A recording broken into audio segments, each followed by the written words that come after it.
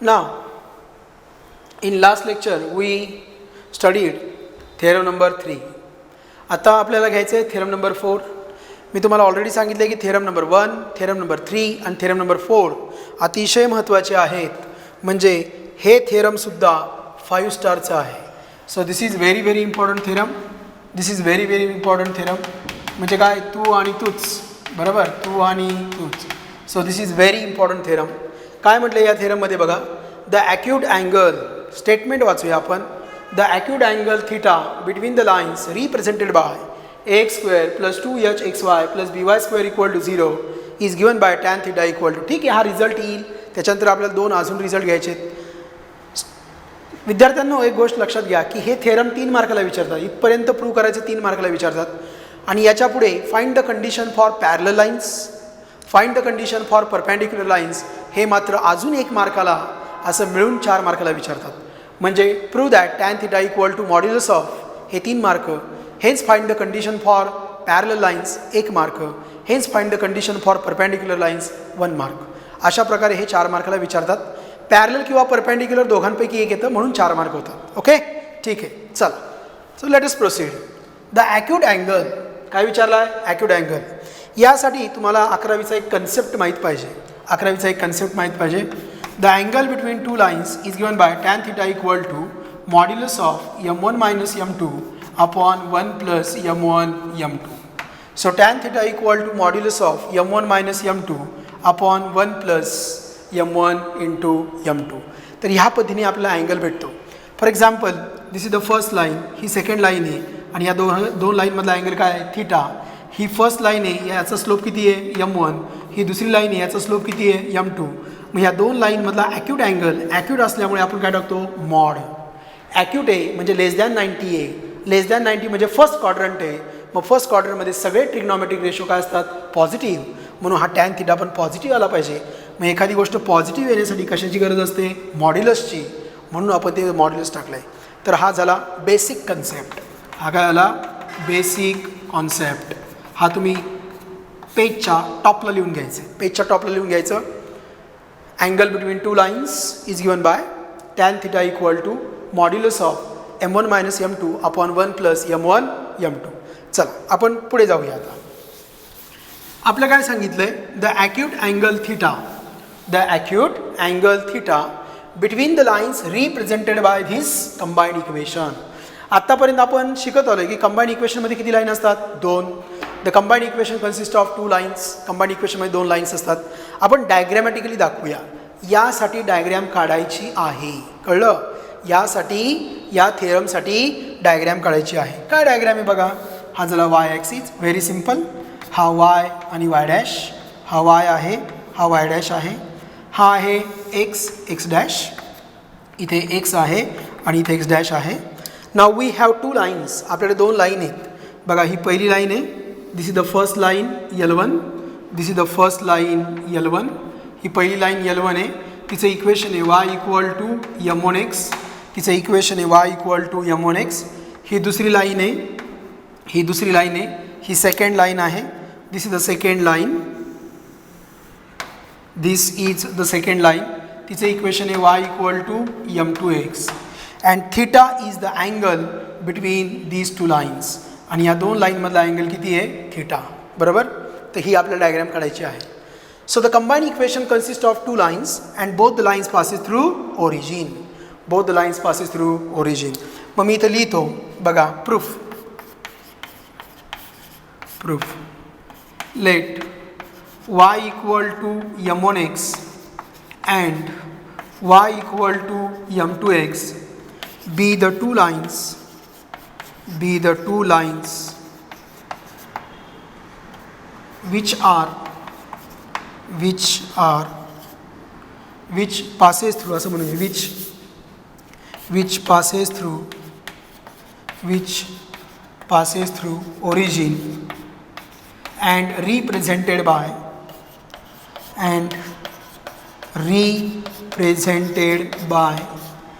the combined equation, which is represented by the combined equation. काय combined equation बघा, ax square plus 2hxy plus b y square equal to 0. काय म्हटलं आहे, let y equal to m1x and y equal to m2x be the two lines which passes through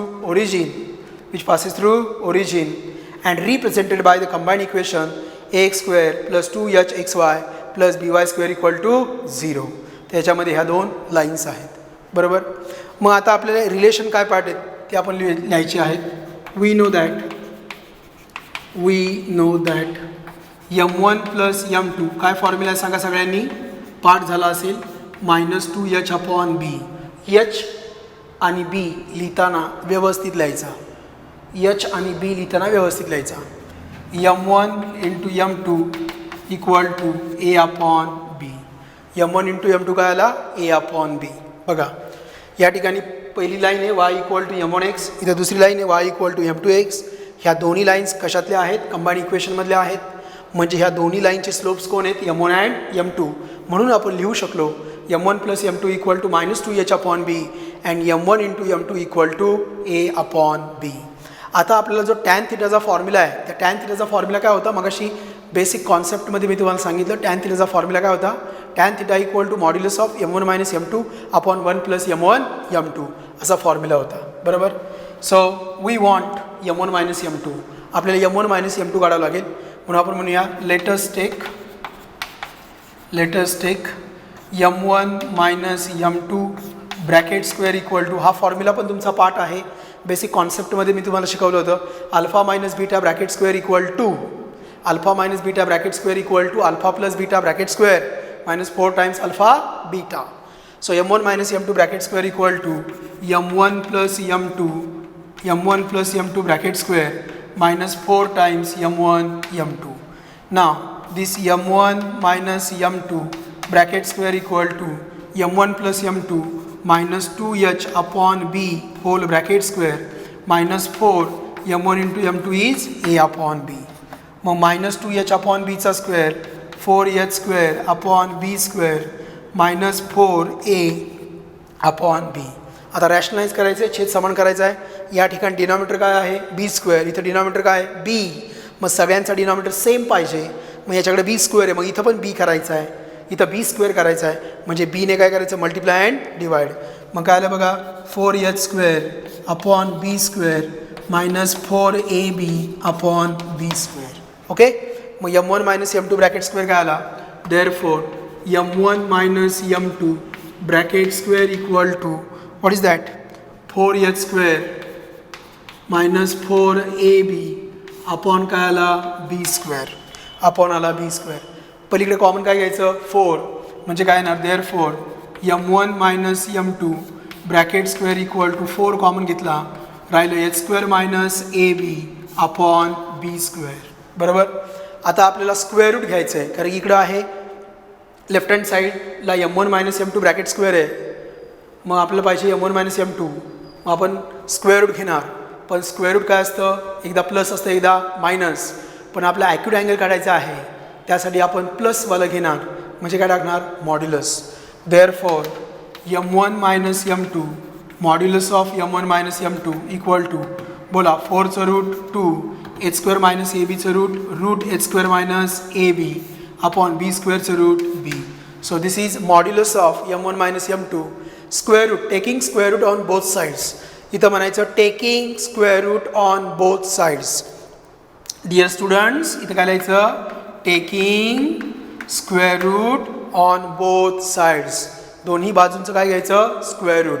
मग modulus of m1 minus m2 आला 2 root h square minus ab upon b. मग आता आपण formula वापरूया. बघा, अँगल बिटवीन टू लाईन्स, अँगल between two lines is given by काय येणार, tan theta equal to modulus of m1 minus m2 upon 1 plus m1 m2. Okay, so it is equal to modulus of, what is m1 minus m2? m1 minus m2 is 2 root h square minus ab upon b divided by 1 plus m1 into m2 काय आहे, a upon b. So m1 into m2 is a upon b. चला डिनॉमिनेटरच्या डिनॉमिनेटरला rationalise करूया, छेद समान करूया, denominator equal करूया. मग काय येणार बघा, टॅन थिटा इक्वल टू काय येणार आहे बघा, tan theta equal to modulus of two root, modulus of काय येणार, modulus of two root H square minus A b, modulus of two root H square minus A B upon b divided by छेद समान करा ए plus बी upon B. मग बीला बी काय झाला, cancel, बीला बी कॅन्सल झाला. रॅशनलाइज केलं, या ठिकाणी डिनॉमिनेटरला कोण आहे, बी, इथं पण बी पाहिजे, त्यामुळे आपण काय केलं, क्रॉस मल्टिप्लिकेशन केलं आणि सॉल्व केलं. खूप नाव आहेत, छेद समान करणे, डिनॉमिनेटर इक्वल करणे, rationalising the denominator, cross multiplication. सगळ्यांचा अर्थ एकच होतो की सगळ्यांचा डिनॉमिनेटर कॉमन करणे. ओके, बीला बी कॅन्सल झाला. मग काय येणार बघा, tan theta equal to modulus of two root H square minus A B upon A plus b. So tan theta equal to modulus of two root H square minus A B upon A plus b. This hence proved. खाली फक्त एवढंच लिहायचं, hence proved. परत एकदा आपण theorem पाहूया. चला परत एकदा थेरम पाहूया. खूप सिम्पल थेरम आहे आणि मार्चच्या एक्झामला कंपल्सरी हेच थेरम विचारतात. मार्चच्या एक्झाम्पलला कंपल्सरी हेच थेरम विचारतात. याच्या अगोदरचं थेरम जे आहे, थेरम नंबर 3, हे जुलैच्या परीक्षेला येतं. ठीक आहे, त्यामुळे हे थेरम तुमच्या दृष्टीने अतिशय महत्त्वाचं आहे. स्टेटमेंट पाहूया बघा. The acute angle theta between the lines represented by this combined equation is given bye एवढं. ओके, हे आपल्याला प्रूव्ह करायचं आहे. मग कंबाईंड इक्वेशनमध्ये किती लाईन असतात, 2. ते आपण डायग्रॅममध्ये दाखवलं. वाय ॲक्सिस काढला, एक्स ॲक्सिस काढला, 2 लाईन घेतल्या. बरं, ह्या 2 लाईन अशाच का घेतल्या, because this is the combined equation which consist of pair of lines which passes through origin. मग पहिले लाईन घेतलं y equal to m one x, दुसरी लाईन घेतली y equal to m two x, आणि या दोघांमधला ॲक्यूट अँगल कोण आहे, थिटा, तो पण दाखवला. मग आपण लिहिलं let y equal to m one x and y equal to m two x be the two lines which passes through origin, be the two lines which passes through origin and they are represented by this combined equation. Okay, मग आता आपल्याला माहीत झालं आहे की पहिल्या लाईनचा slope कोण आहे, m1, दुसऱ्या लाईनचा स्लोप कोण आहे, m2. मग आपल्याला माहिती आहे, काय माहिती आहे, आत्ताच आपण त्याचा स्टडी केलेला आहे. m1 plus m2 equal to -2h upon B and m1 into m2 equal to a upon B. मग आता आपला हा फॉर्म्युला अतिशय महत्त्वाचा आहे. हा फॉर्म्युला खूपच महत्त्वाचा आहे. मग काय आलं बघा, let us take m1 minus m2 bracket square equal to m1 plus m2 bracket square minus 4 times m1 m2. मग त्याच्यामध्ये व्हॅल्यूज टाकल्या. m1 प्लस m2 कोण आला, -2h upon b, m1 into m2 कोण आला, a अपॉन बी. हे solve करत गेलो आपण तर आपल्याला भेटला m1 minus m2 bracket square. But we want only m1 minus m2 आणि ते पण आपल्याला रूट पॉझिटिव्ह पाहिजे. मग मी म्हटलं taking square root on both sides, आणि त्यातलं पॉझिटिव्ह रूट घ्यायचं आहे म्हणून आपण काय टाकलं, मॉड. तर आपण मॉड टाकला. मग आपल्याला भेटलं modulus of m1 minus m2. पुढे जाऊन आपल्याला ह्या फॉर्म्युल्याचा यूज करायचा आहे for parallel lines. Okay, angle between two lines is given by tan theta equal to modulus of m1 minus m2 upon 1 plus m1 m2. This is from 11th standard. हा 11th स्टँडर्डचा formula आहे. मग अशी basic कॉन्सेप्टमध्ये मी शिकवलं होतं. मग आपण m1 minus m2ची value टाकली, m1 into m2ची value टाकली, रॅशनलाइज केलं, बीला बी कॅन्सल झाला. मग आपला फॉर्म्युला भेटला tan theta equal to 2 root H square minus A B upon A plus बी. हा फॉर्म्युला महत्त्वाचा आहे. हे 2 फॉर्म्युले महत्त्वाचे आहेत. आणि त्यावरनं आपला लास्ट फॉर्म्युला आला tan theta equal to modulus of 2 root H square minus A B upon A plus बी.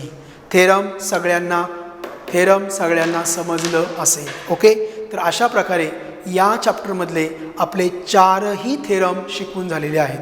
पहिलं थेरम होतं, जो पॉईंट यू वरती राहतो तो यू व्ही वरती पण राहतो, जो व्ही वरती राहतो तो यू व्ही वरती पण राहतो, जो यू व्ही वरती राहतो तो यू आणि व्ही वरती पण राहतो. हे पहिलं थेरम होतं. दुसऱ्या थेरममध्ये आपण काय केलं, 2 लाईन्स घेतल्या आणि 2 lines U into V equal to 0ने तयार केल्या आणि त्यापासून आपल्याला कंबाईंड इक्वेशन भेटलं. पण त्यामध्ये a1 a2ला a म्हटलं होतं, b1 b2ला b म्हटलं होतं आणि जी ॲडिशन होती त्याला आपण 2h म्हटलं होतं. हे आपलं सेकंड थेरम होतं. त्यानंतर थर्ड थेरम आपण काय घेतलं, that is also again third theorem is very important. आणि थर्ड थेरममध्ये असं होतं की ह्या कंबाईंड इक्वेशनमध्ये नेहमी किती लाईन असतात, 2 लाईन असतात. This combined equation always consist of a pair of lines. याच्यामध्ये नेहमी 2 लाईन असतात. हे आपल्याला प्रूव्ह करायचं होतं. मग आपण पहिली कंडिशन घेतली b equal to 0. B equal to 0 घेतल्यानंतर माझ्याकडे दोन लाईन आल्या, दोन लाईन आल्या, x equal to 0 and ax plus hy equal to 0 and both the lines passes through origin. त्यानंतर आपण घेतलं b is not equal to 0. B is not equal to 0 घेतलं. B is not equal to 0 म्हणजे काय, तर आपण बीने त्या इक्वेशनला काय करू शकतो, मल्टिप्लाय करू शकतो. मग आपण एक छोटीशी ॲडजस्टमेंट केली. आपण h²x² दोन्ही साईडमध्ये ॲड केला आणि परफेक्ट स्क्वेअर तयार झाला. आणि मग दोन फॅक्टर पडले, a² मायनस b²चा a plus b, a minus b. a plus बीने आपल्याला पहिली लाईन दिली, a मायनस बीने आपल्याला दुसरी लाईन दिली and both lines passes through origin. हे झालं आपलं तिसरं थेरम. आणि मग चौथ्या थेरममध्ये आपण काढलं angle between the pair of lines. यासाठी महत्त्वाचं काय आहे, डायग्रॅम जे विद्यार्थी काढत नाहीत आणि हे दोन इक्वेशन लिहिणे. हे दोन इक्वेशन तुमच्या टेक्स्टबुकमध्ये लिहिलेलं नाही आहे, पण बोर्डाची जी आन्सर की आहे, बोर्डची जी आन्सर की आहे त्याची सुरुवात इथून आहे, या दोघांपासून आहे. त्यामुळे ही डायग्रॅम आणि ही दोन महत्त्वाचे आहेत. मग याच्यामध्ये काय आहे, तर m1 plus m2 equal to -2h upon b, m1 into m2 equal to a upon b, m1 minus m2 bracket square equal to m1 plus m2 bracket square minus 4 times m1 m2. आणि त्याच्यानंतर आपल्याला हा formula वापरायचा आहे tan theta equal to modulus of m1 minus m2 upon 1 plus m1 m2. Meanwhile आपल्याकडं अतिशय महत्त्वाचा formula आलेला आहे, तो म्हणजे m1 मायनस m2 ची व्हॅल्यू. ओके, तर m1 plus m2, m1 into m2, m1 minus m2 bracket square, tan थिटाचा फॉर्म्युला. ह्या जर चारच गोष्टी लक्षात ठेवल्या तर आपल्याला हे अतिशय सोपं थेरम करता येतं आणि मार्चच्या एक्झाम्पला हेच थेरम विचारतात. ओके, तर या ठिकाणी आपले पेअर ऑफ लाईन्सचे थेरम संपलेले आहेत. नाव नेचर ऑफ लाईन्स. आपला टॅन थिटाचा फॉर्म्युला होता tan theta equal to modulus of 2 root h² minus A B upon a plus बी. हा आपला फॉर्म्युला आला होता, बरोबर. त्याच्यामध्ये आपण मध्येच एक टर्म शोधली modulus of m1 minus m2. ते आलं होतं 2 root h² minus A B upon, इथं जो a प्लस बी आहे त्याच्याऐवजी काय आला होता, अपॉन बी. काय आला होता, अपॉन बी, बरोबर. So modulus of m1 minus m2 equal to 2 root h² minus A B upon 2 root h² minus A B upon b. तर अशा पद्धतीने आपली एक टर्म आली होती, ती म्हणजे m1 मायनस m2, बरोबर. So m1 minus m2 is 2 root h² minus A B upon बी. आता आपल्याला नेचर ऑफ लाईन्स शिकायचं आहे, नेचर ऑफ लाईन्स. मग त्याच्यामध्ये मी फर्स्ट घेतो परपेंडिक्युलर लाईन्स, किंवा मी असं घेतो पॅरलल लाईन्स. बघा, parallel lines. When two lines are parallel to each other, तुम्ही लिहायचं आहे, चला लिहा.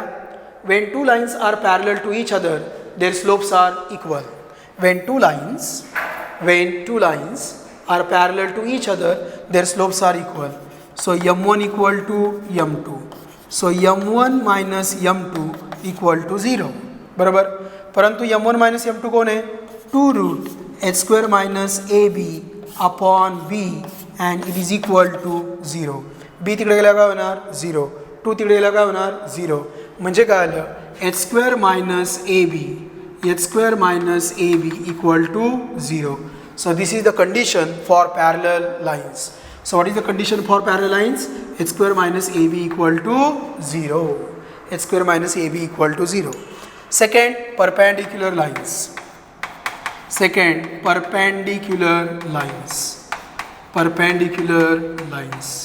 सेकंड शिकायचं आपल्याला परपेंडिक्युलर लाईन्स. स्टेटमेंट लिहा. When two lines are perpendicular to each other, when two lines are perpendicular to each other, then product of their slope is -1. So m1 into m2 equal to -1. But what is m1 into m2? A upon b. So a upon b equal to -1. So a equal to minus b. So a plus b equal to 0. So this is the condition for perpendicular lines. Perpendicular line साठी आलं a plus b equal to 0. Parallel line साठी आलं h² minus ab equal to 0. आणि perpendicular line साठी आलं a plus b equal to 0. चला, आता next आपल्याला शिकायचं आहे third, distinct lines, distinct lines, okay, distinct lines. आता इथे रूट आलं आहे बघा, रूट एच स्क्वेअर मायनस ए बी. हा फॉर्म्युला कधी व्हॅलिड होणार आहे? When this root is positive. हे रूट काय असणार आहे? पॉझिटिव्ह. हे रूट पॉझिटिव्ह असणार आहे. डिस्टिंक्ट लाईन्स, त्यालाच आपण म्हणतो रिअल लाईन्स. रिअल लाईन्स, बरोबर. तुम्हाला 10th स्टँडर्डला एक कन्सेप्ट झाला होता बघा. आपण एक्सची व्हॅल्यू काढली होती minus b plus minus root b square minus 4ac upon 2a, बरोबर. The roots are real. The roots are real. Roots कधी रिअल असतात? जेव्हा b square minus 4ac value ही 0पेक्षा जास्त असते, म्हणजेच काय असते? पॉझिटिव्ह. मग सेम कन्सेप्ट वापरा ना इथे. रूटमध्ये कोण आहे? H square minus A b. So if this h square minus A b, if this h square minus A b is greater than 0, म्हणजेच हे काय आलं? Positive. If h square minus A b is greater than 0 means it is positive, then the lines are real or the lines are distinct. त्याच वेळेस lines काय असतात? Distinct. H square minus A b is greater than 0. पॅरललसाठी आपण condition पाहिली, h square minus A b equal to 0. यालाच आपण म्हणूया को इन्सिडंट लाईन्स. काय म्हणूया? को इन्सिडंट लाईन्स. CETला थोडा कन्सेप्ट वेगळा आहे. पॅरलल लाईन्स आणि को इन्सिडंट लाईनचा कन्सेप्ट CETला MCQला थोडा वेगळा आहे. तो मी MCQच्या वेळेस सांगेल तुम्हाला, लक्षामध्ये. तो कन्सेप्ट मी तुम्हाला MCQच्या वेळेस सांगेल. मग आता parallel lines, coincident lines, perpendicular lines, distinct lines म्हणजेच रिअल लाईन्स. त्यासाठी एच स्क्वेअर मायनस ए बीची व्हॅल्यू काय पाहिजे? Greater than 0. आता जर ह्या लाईन्स इमॅजिनरी असतील, लाईन्स एक्झिस्टमध्ये नसतील, तर हा कन्सेप्ट काय सांगतो बघा. Roots are imaginary. Roots are imaginary. Roots काय असतात सांगा? इमॅजिनरी. मग रूट्स कधी इमॅजिनरी असतात? जेव्हा बी स्क्वेअर मायनस 4ac हा निगेटिव्ह असतो. हा काय असतो? निगेटिव्ह. म्हणजे मोठा कोण येतो? 0. मग आता आपण असं म्हणणार आहे, the lines are imaginary. Lines काय आहे? इमॅजिनरी. लक्ष द्या, लक्ष द्या. Lines are imaginary. Number 4, the lines are imaginary. Imaginary. किंवा आपण असं म्हणूया, these lines does not exist. ह्या लाईन्स अस्तित्वातच नसतात. Does not exist. The lines are imaginary lines. The lines are imaginary lines और the lines does not exist. केव्हा? जेव्हा हा एच स्क्वेअर मायनस ए बी हा काय असतो? Less than 0. H square minus ए बी काय असतो? Less than 0.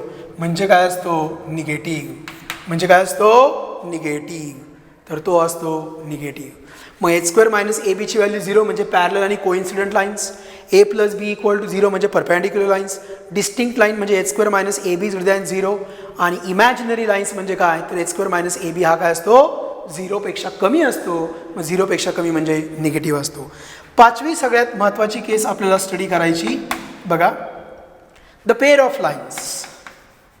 Pair of lines. Pair of lines पण कशा? Passing through origin. याला खूप महत्त्व आहे बघा. Passing through origin.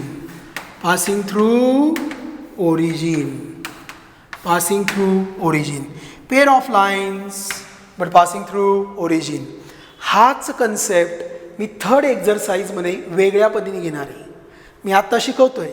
मी थर्ड एक्झरसाइज शिकवताना तुम्हाला म्हणणार आहे की मी असं ब्रॅकेटमध्ये लिहिलं. काय लिहिलं होतं? काय लिहिलं आहे? Passing through origin. आता पेअर ऑफ लाईन्स आहेत म्हणजे लाईन अस्तित्वात आहेत. लाईन कधी अस्तित्वात असतात? जेव्हा एच स्क्वेअर मायनस ए बीची व्हॅल्यू काय असते? Greater than 0. If h square minus A b is greater than 0 म्हणजे positive, then the line is in exist. मग h square minus A b equal to 0 असेल तर तरीसुद्धा लाईन असते. आणि त्या लाईन काय असतात? पॅरलल. म्हणजे काय असणार? Less than, greater than, equal to असणार आहे. So the given equation represents a pair of lines if h square minus ab is greater than or equal to 0. चला, सगळ्यांना कळलं? आता आपण याला एका टेबल फॉर्ममध्ये बसूया. हे इथपर्यंत सगळ्यांनी लिहिलं का? आता याला आपण एकदा टेबल फॉर्ममध्ये बसूया. टेबलच्या फॉर्ममध्ये बसूया. बघा, टेबलच्या फॉर्ममध्ये बसूया. ह्या ठिकाणी मी लिहिणार पॅरलल. पॅरलल म्हणजेच काय? को इन्सिडंट. पॅरलल किंवा को इन्सिडंट. बरोबर. त्याच्या अगोदर घेऊया आपण distinct or real lines. Real or distinct lines. Real distinct lines. Real or distinct lines. बरोबर. म्हणजे काय असतं, एच स्क्वेअर मायनस ए बी. एच स्क्वेअर मायनस ए बी हा काय असतो, पॉझिटिव्ह, म्हणजे ग्रेटर दॅन 0. इथं काय असतं, h square minus A b equal to 0. आणि या ठिकाणी असतं पेअर ऑफ लाईन्स. काय असतं बघा, pair of lines. Pair of lines असतं. मग पेअर ऑफ लाईन्स कधी असतं, जेव्हा एच स्क्वेअर मायनस ए बी हा greater than or equal to काय असतो, 0. मग एच स्क्वेअर मायनस ए बी हा greater than or equal to काय असतो, 0. समजलं. समजलं. बघा पुढचं नेचर ऑफ लाईन्स. पुढचं नेचर ऑफ लाईन्स ते म्हणजे इमॅजिनरी. Imaginary lines. कोणत्या line, imaginary lines. Lines imaginary केव्हा असतात, जेव्हा एच स्क्वेअर मायनस ए बीची व्हॅल्यू ही काय असते, निगेटिव्ह असते, म्हणजे 0 मोठा असतो. पुढे आपण घेणार आहे perpendicular lines. Perpendicular lines. Perpendicular lines. मग परपॅन्डिक्युलर लाईन्समध्ये काय येणार सांगा, a plus b equal to 0. मग परपॅन्डिक्युलर लाईन्समध्ये आलं a plus b equal to 0. So this is all about the nature of lines. So this is all about the nature of lines. तर हे आहे नेचर ऑफ लाईन्स. कळलं सगळ्यांना. ठीक आहे. आता याच्यावरती आपल्याला काय घ्यायचे आहेत, प्रॉब्लेम्स घ्यायचे आहेत. पण हा चार्ट तुमचा पाठच पाहिजे. हे पेअर ऑफ लाईन्स आहे बट पासिंग थ्रू ओरिजिन. हे पेअर ऑफ लाईन्स आहे पण पासिंग थ्रू ओरिजिन. हे पेअर ऑफ लाईन्स आहे पण पासिंग थ्रू ओरिजिन. हे पेअर ऑफ लाईन्स आहे पण पासिंग थ्रू ओरिजिन. हे पेअर ऑफ लाईन्स आहे पण पासिंग थ्रू ओरिजिन. 5 वेळा रिपीट केलंय. का केलंय, कारण 4.3 मध्ये वेगळं येणार आहे. डिअर स्टुडंट्स, आत्तापर्यंत आपण थेरम घेतले आणि त्या थेरममध्ये आपण टॅन थिटाचा फॉर्म्युला तयार केला. त्याच्यानंतर आपण नेचर ऑफ लाईन्स घेतलं. काय घेतलं, नेचर ऑफ लाईन्स. आणि त्या नेचर ऑफ लाईन्सवरती आता आपल्याला प्रॉब्लेम सोडवायचे आहेत. So type V I problems on nature of lines. काय म्हटले बघा, show that each of the following equation represents a pair of lines. खाली दिलेलं इक्वेशन हे पेअर ऑफ लाईन्स रिप्रेझेंट करतं असं आपल्याला विचारलेलं आहे. ओके. तुमच्या पुस्तकामध्ये, तुमच्या टेक्स्टबुकमध्ये बघा, मी पेज नंबर सांगतो. पेज नंबर सांगतो मी तुम्हाला.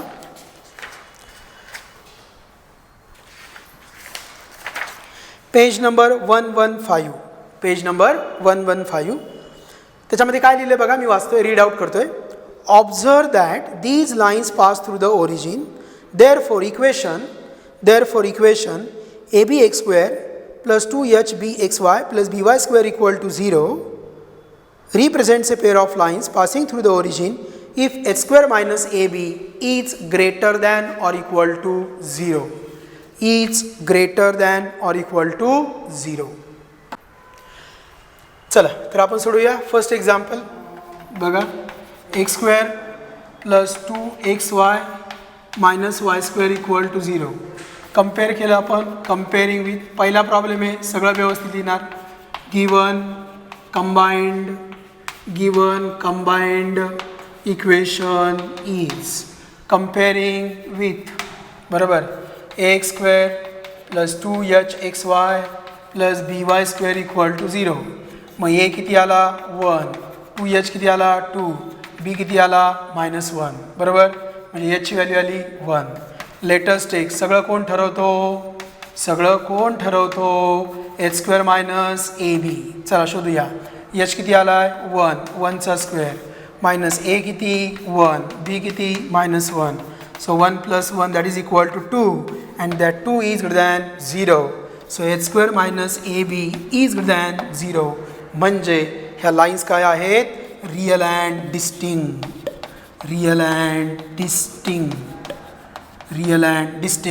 So they possesses pair of lines. त्याच्यामध्ये पेअर ऑफ लाईन्स आहेत. बघा सेकंड एक्झाम्पल बघा. सेकंड एक्झाम्पल काय, 4x square plus 4xy plus y square equal to 0. Direct लिहूया. ए किती आला 4, 2h किती आला 4, b किती आला 1, h किती आला 2. मग आपण घेऊया h स्क्वेअर मायनस ए बी. h किती आहे 2, 2चा स्क्वेअर, a किती आहे 4, b किती आहे 1, 4 मायनस 4 काय आलं 0. So h square minus A b equal to 0. So h square minus A b equal to 0 means lines are coincident किंवा काय आल्या पॅरलल लाईन्स आल्या. कोणत्या लाईन आल्या parallel lines. therefore it represents a pair of lines. ह्याच्यामध्ये काय आहेत pair of lines. चला तिसरं एक्झाम्पल घेऊया आपण. थर्ड एक्झाम्पल घेऊ आपण.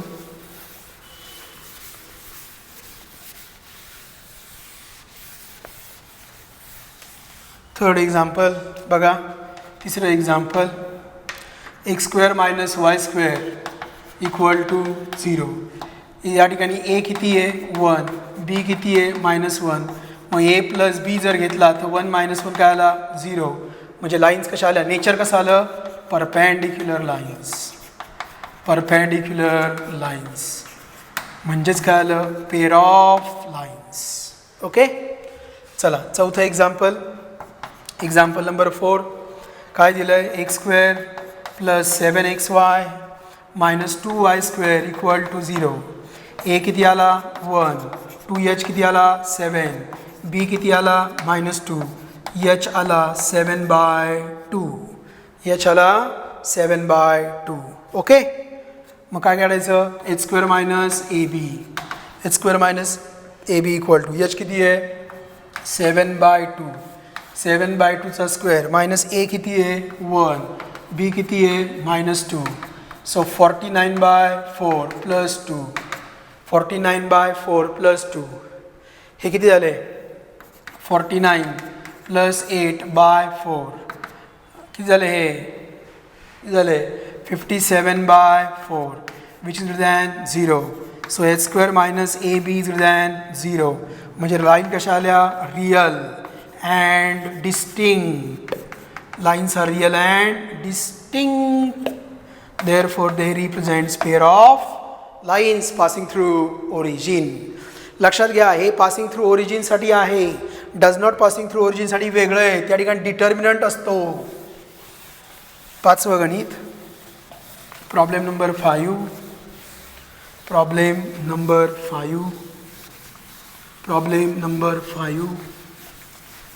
चला प्रॉब्लेम नंबर 5 घेऊया.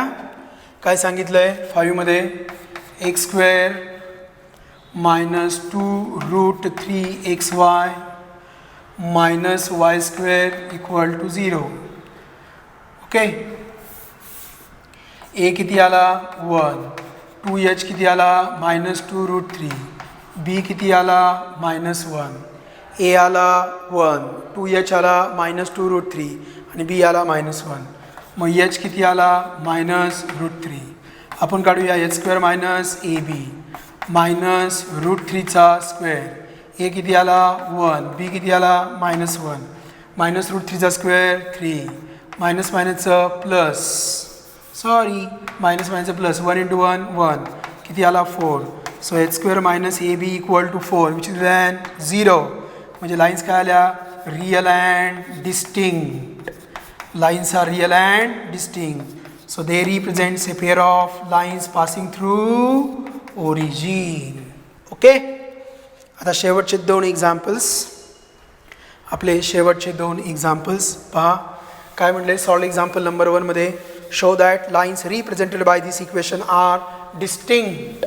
याच्यामधल्या लाईन्स डिस्टिंक्ट असतात. आणि S2 मध्ये काय म्हटलंय show that the lines represented by this equation are coincident. बरोबर. चला S1 ओके आपण कसं लिहिणार छान लिहिणार परीक्षेला कसं लिहिणार गिवन कंबाइंड इक्वेशन इज असं लिहायचं. गिवन कंबाइंड इक्वेशन इज मग लिहायचं x square -2xy -3y square equal to 0. नंतर काय लिहिणार सांगा कंपेअरिंग विथ काय कम्पेअर करणार comparing with ax square plus 2hxy plus by square equal to 0 we get बोला a किती आला 1, 2h किती आला -2, b किती आला -3. मग एच किती आला -1. सो लेट अस टेक म्हणायचं h square minus A b equal to -1चा स्क्वेअर, ए किती 1, बी किती -3, -1चा स्क्वेअर 1, हे किती आले +3, 1 + 3 किती आला 4, which is greater than 0, which is greater than 0. So h square minus A b, h square minus A b is greater than 0. म्हणजे मला सांगा म्हणून काय लिहिणार, therefore lines are coincident lines, therefore lines are coincident. Sorry चुकलंय माझं, चुकलंय, coincident नाही, लाईन्स काय येणार, therefore the lines are distinct, lines are distinct. हे ग्रेटर दॅन 0 आहे ना, ग्रेटर दॅन 0 म्हणजे काय आलं positive, therefore the lines are distinct. हे काय इथं होतं, they show that the lines are distinct. 0 आलं असतं तर आपण काय म्हटलं असतं, कोइन्सिडंट. चला मग आता पुढचा प्रॉब्लेम घेऊया. S2 परत कसं लिहिणार आपण, गिवन कंबाइंड इक्वेशन इज, कसं लिहिणार, गिवन कंबाइंड इक्वेशन इज. मग दिलेलं इक्वेशन काय बघा, x square minus 6xy plus 9y² equal to 0. Compare केलं, ए किती आला 1, 2h किती आला -6, AH आणि इथं काय आला बी किती आला 9. मग एच स्क्वेअर मायनस ए बी, एच किती आला, एच आला -3, -3चा स्क्वेअर मायनस ए किती 1, बी किती 9, 9 - 9 0. एच स्क्वेअर मायनस ए बीची व्हॅल्यू आली 0. If h square minus A b 0, then the lines are, what is the nature of lines? Then the lines are coincident. Since h square minus ab equal to 0, therefore the given lines are coincident. Lines काय आहेत, coincident. Okay, therefore the lines are coincident.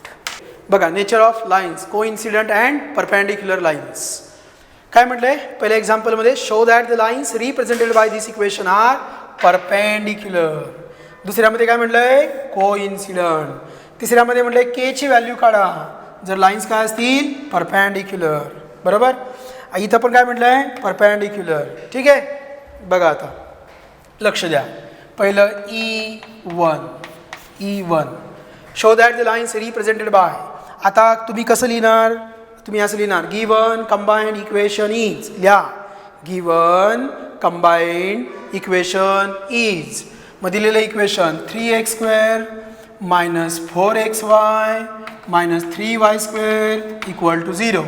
Given combined equation is 3x² minus 4xy minus 3y² equal to 0.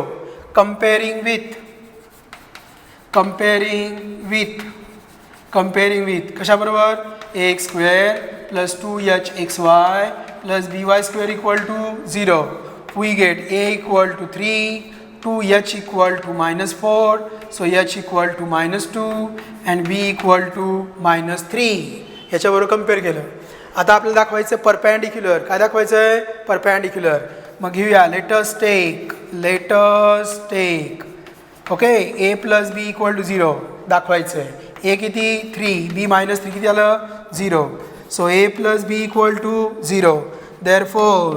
therefore lines are perpendicular, therefore lines are perpendicular to each other, therefore lines are perpendicular to each other. कळलं. चला E2 घेऊया आपण. E2 problem E2 exercise मधला second. Show that the lines represented by this equation. बघा equation काय दिलं आहे, x² plus 6xy plus 9y² equal to 0. बरोबर, a किती आला 1, 2h किती आला 6, b किती आला 9. a आला 1, 2h आला 6, b आला 9. बरोबर. मग आता काय घ्यायचं, आपल्याला दाखवायचं आहे कोइन्सिडंट. मग म्हणायचं let's take h² minus ab. h किती येणार, h येणार 3, मग 3चा स्क्वेअर a1 b 9, सो 9 - 9 किती आला 0. मग h² मायनस ab ची व्हॅल्यू किती आली 0. therefore the lines are coincident, therefore the lines are coincident. Therefore the lines are coincident. Lines काय आल्या coincident. ओके, तर हे आपलं फर्स्ट अँड सेकंड एक्झाम्पल झालं. आपण थर्ड एक्झाम्पल घेऊया. चौथं आणि पाचवं एक्झाम्पल काय असणार आहे? होमवर्क. काय असणार आहे? होमवर्क. तिसरं एक्झाम्पल घेऊया. Third example is very very important. This example is very very important for MCQ point of view. So this example is very very important. चल थर्ड एक्झाम्पल घ्यायचं आहे. थर्ड एक्झाम्पलमध्ये आपल्याला कंडिशन दिलेली आहे. लाईन्स काय दिले आहेत? परपॅन्डिक्युलर, आणि त्याच्यावरनं केची व्हॅल्यू काढायची आहे. या ठिकाणी लाईनचं नेचर ठरवायचं नाही, तर लाईनचं नेचर ऑलरेडी दिलेलं आहे. लाईनचं नेचर आहे परपॅन्डिक्युलर. काय आहे? Perpendicular. Problem number E3. Okay, बघा काय म्हटलंय. Given combined equation is, given combined equation is, दिलेलं कंबाइंड इक्वेशन काय आहे? kx² बरोबर plus 4xy minus 4y² equal to 0. मग a ची व्हॅल्यू किती आली? k. 2h ची व्हॅल्यू किती आली? 4. आणि b ची व्हॅल्यू किती आली? -4. बरोबर. ax² plus 2hxy plus by² equal to 0. आपले लाईन्स काय दिले आहेत? परपॅन्डिक्युलर. मग आपण म्हणणार given that lines are perpendicular, given that lines are perpendicular to each other, given that lines are perpendicular to each other. Lines आपल्याला perpendicular दिलेल्या आहेत. given that lines are perpendicular to each other, line एकमेकांना perpendicular दिलेल्या आहेत. म्हणजे काय आलं? a plus b equal to 0. What is a? K. What is b? -4 equal to 0. So k equal to 4. So this is the answer. आपलं काय दिलं? Combined equation.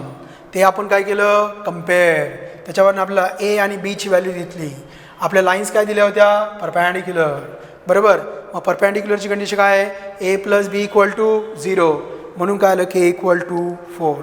बाकीचे 2 एक्झाम्पल्स तुम्ही होमवर्कला सोडवायचे आहे. ह्यामध्ये काय दाखवायला सांगितलं आहे? परपॅन्डिक्युलर दाखवा. a किती बघा? 3. b किती बघा? 3. याच्यासारखं झालं ना, 3 and -3. मग 3 - 3 काय येणार? 0. Means lines are perpendicular to each other.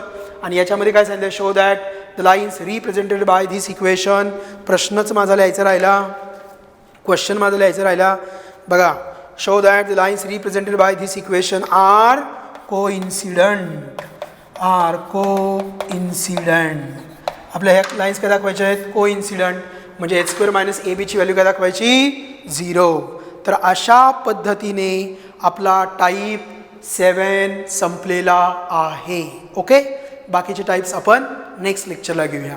Thank you very much.